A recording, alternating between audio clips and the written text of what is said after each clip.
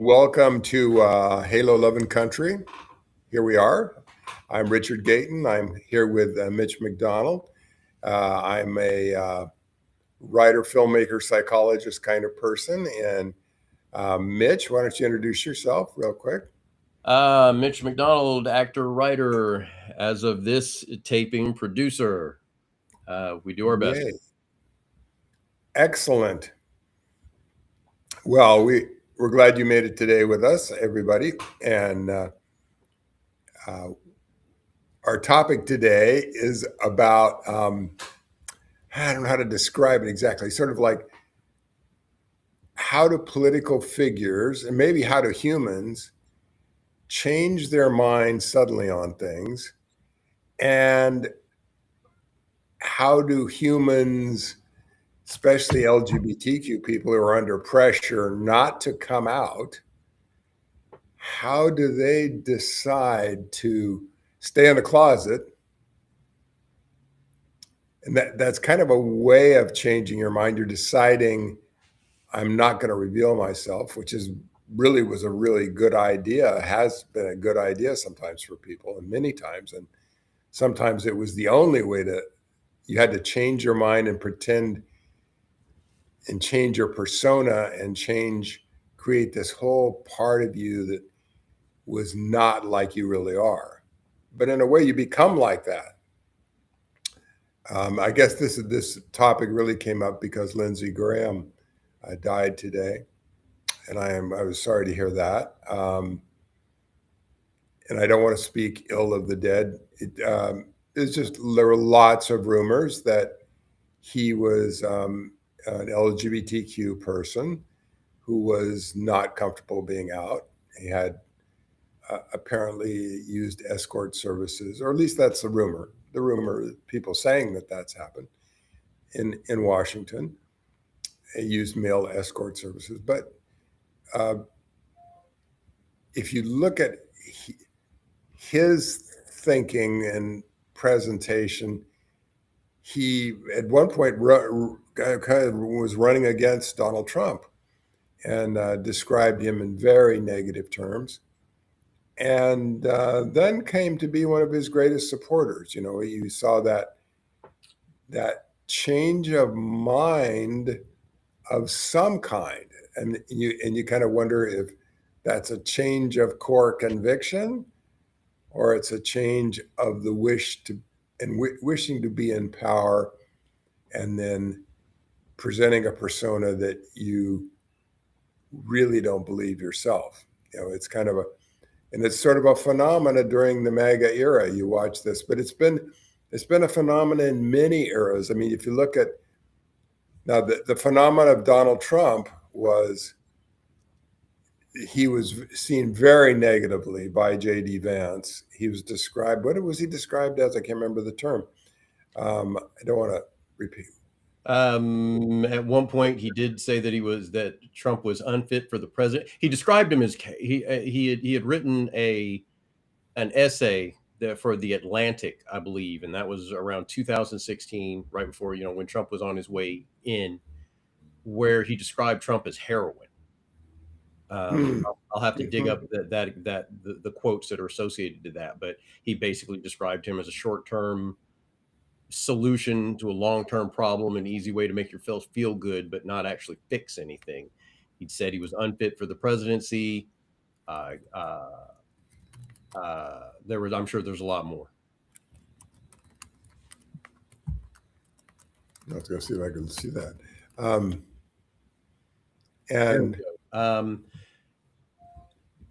Vance had described himself as a never Trump guy.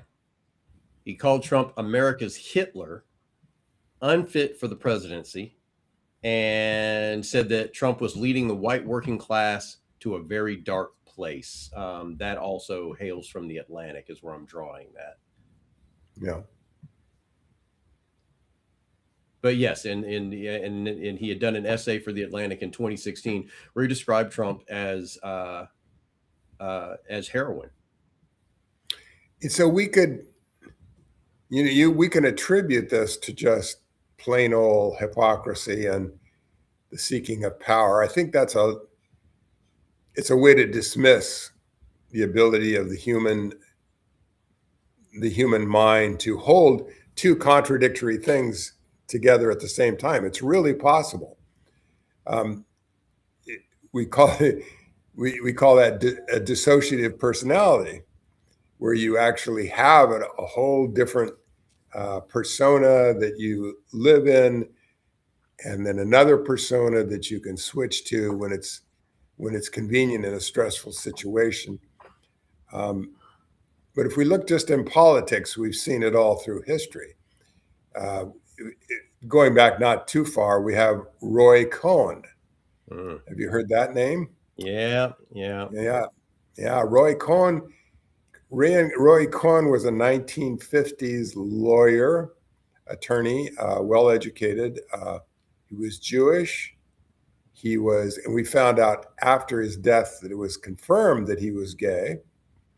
And yet, during the time that he lived, he practiced persecuting Jews and LGBTQ people.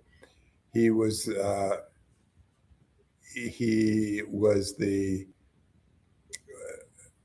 what would you call him? He was sort of the legal arm of the Army McCarthy hearings with Joseph McCarthy, where he went after and got people fired, got gay people fired in the federal government, and rooted out communists. Many of them were Jewish people who were maybe have been communist or not. He was known for this, and then interestingly, he died of AIDS, and all the time staying in the closet. So you can see the damage that one can do to other people, and maybe Mitch, you were talking about this. Maybe you could talk about what Lindsey Graham, maybe some of the damage that he did.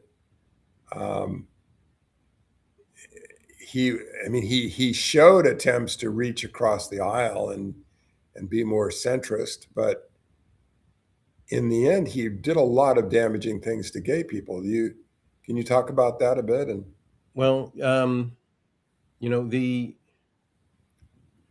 first, I'm gonna close off on Roy Cohn there, because honestly, I had forgotten about the McCarthy hearings portion of his life.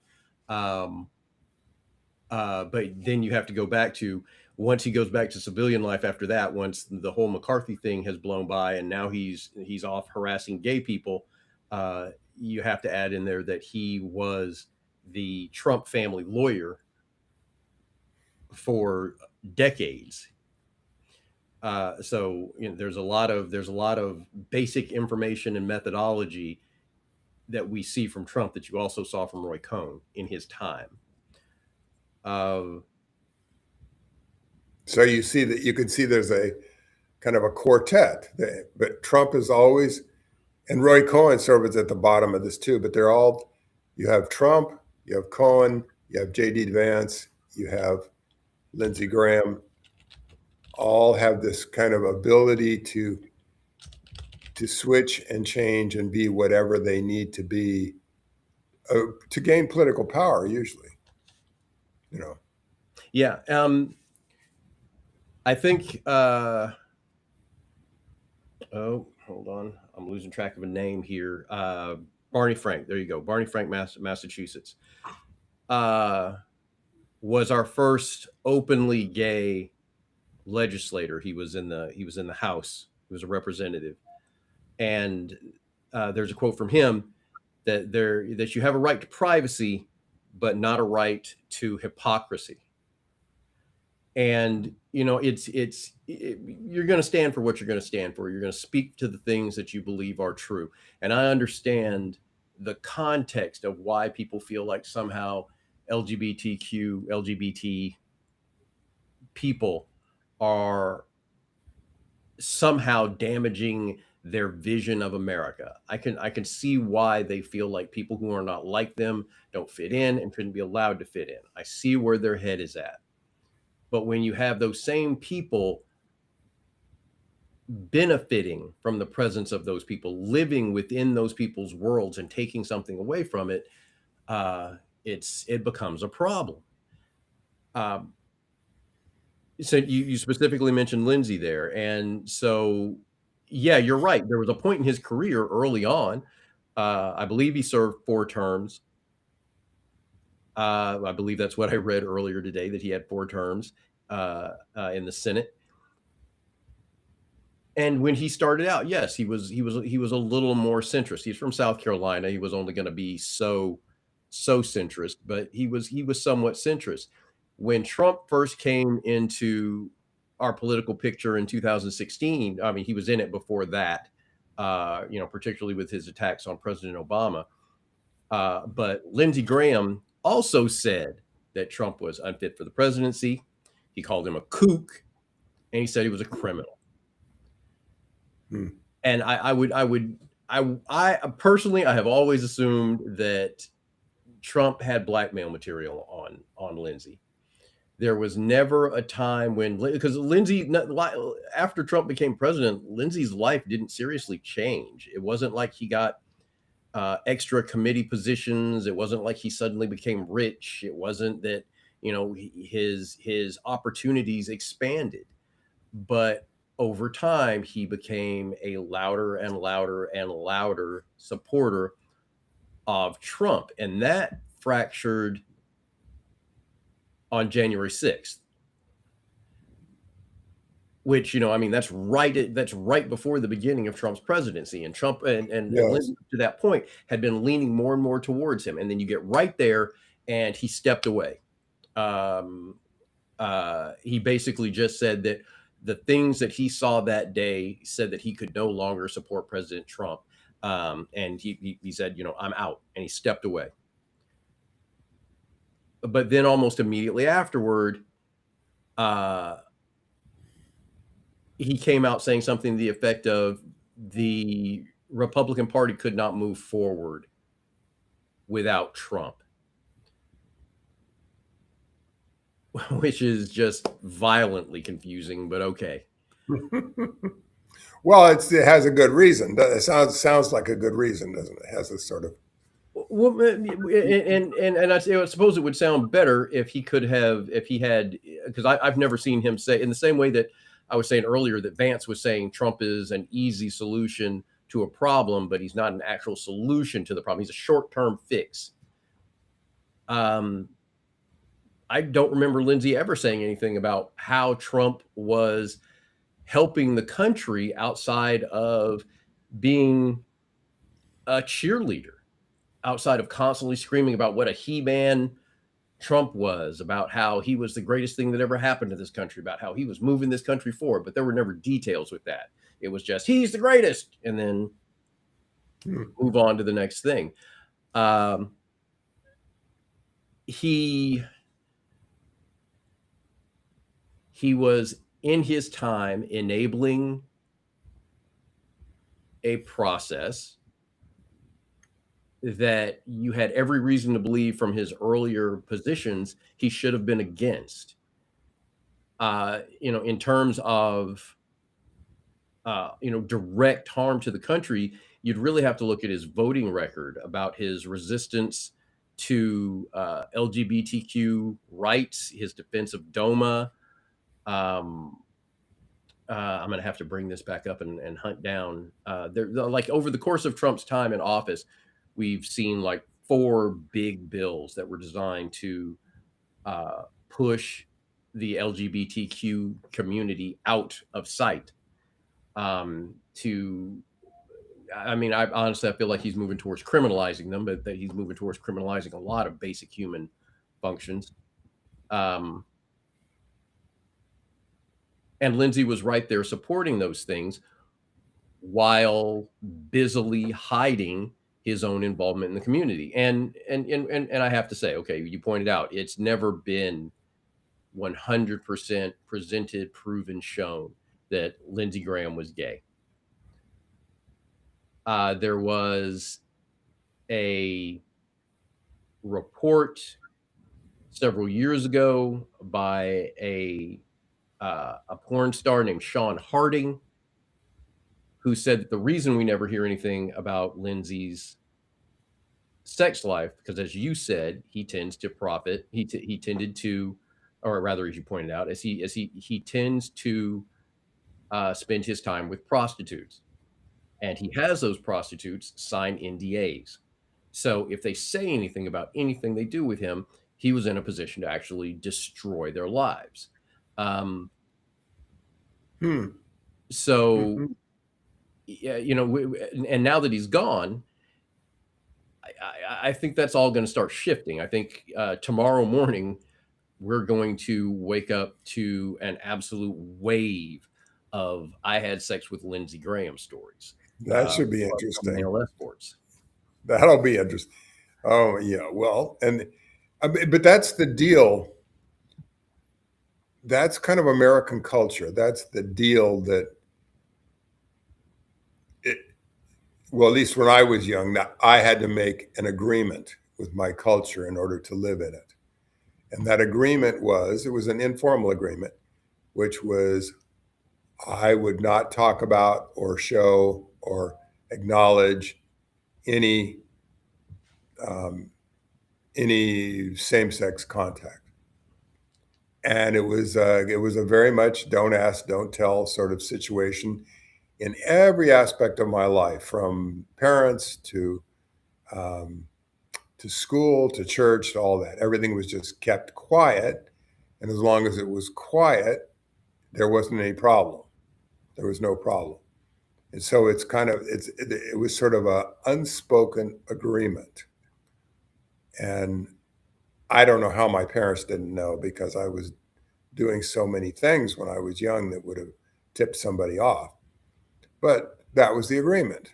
And it was when we went and shot our movie Love and Country in Arkansas, we had that agreement.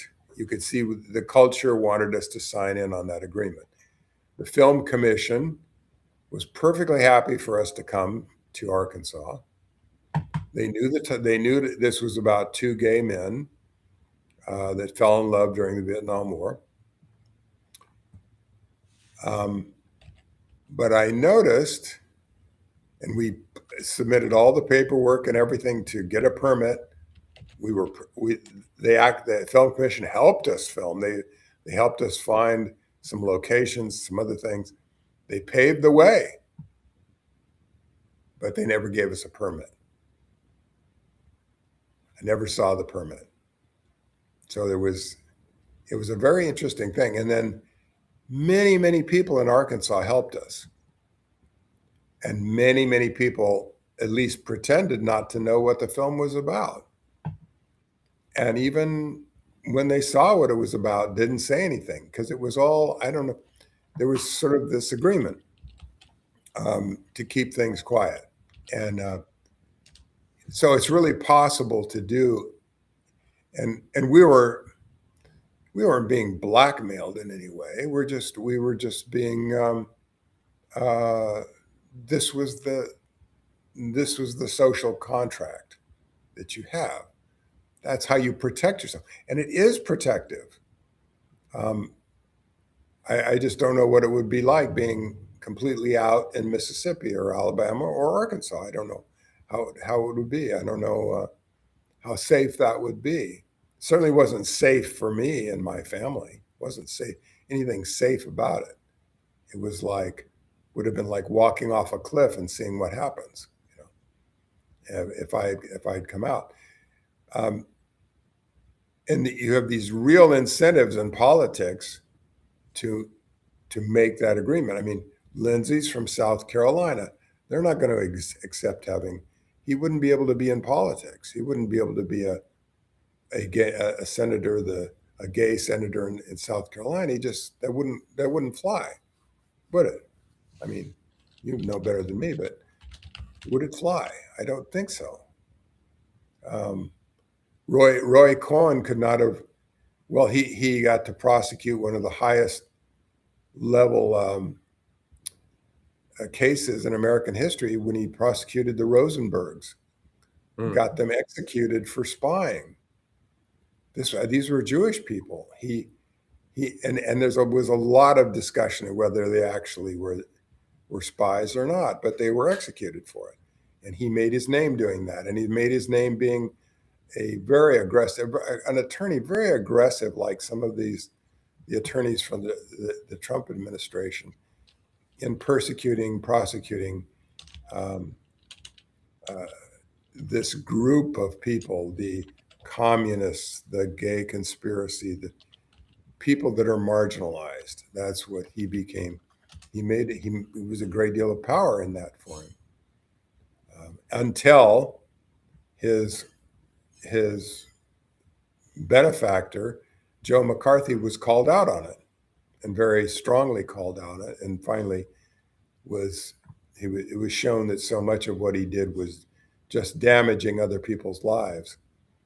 So, yeah, gay people being in the closet can damage a lot of people.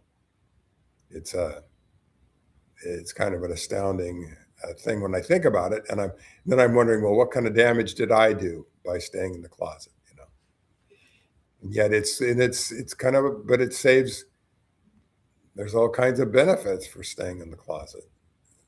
You know, it's like, Right. And there's, well, there's a point in there.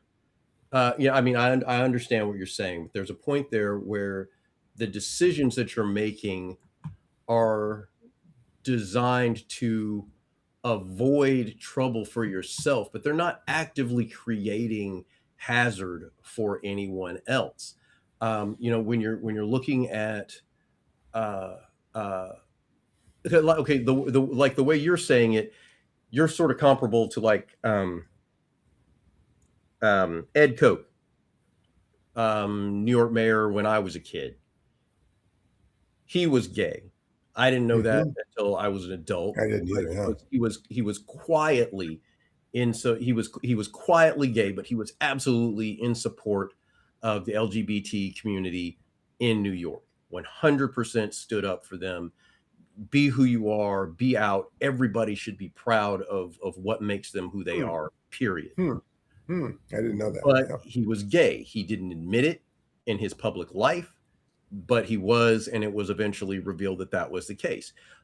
Okay, fine. He never got in anybody's way or slowed them down from living their life. But then uh, you've got like Senator Larry Craig, when he was the one who they nailed him for solicitation in a bathroom. He said no, and he was putting his feet under the bathroom stall, Oh, tapping the that shoulder of the guy. person next to him. Yeah, and he said, I have a wide stance on the toilet. That's what it. Yeah.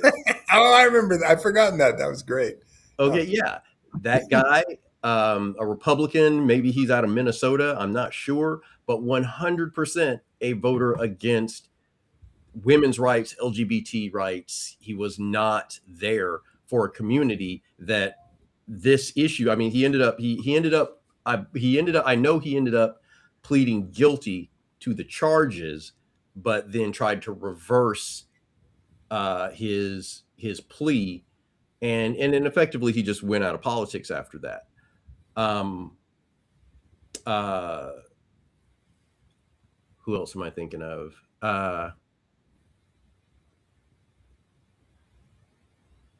Well, to your point, when you break the contract, the silent contract, and what they used to, well, they still say, I think, in the LGBT community, silence equals death.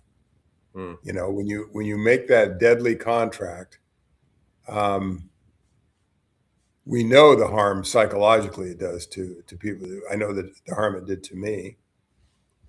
Um, I know the harm it does to young people. Um, but if we break the contract and come out, all kinds of things can happen that maybe you're not prepared for. Hmm. You know, or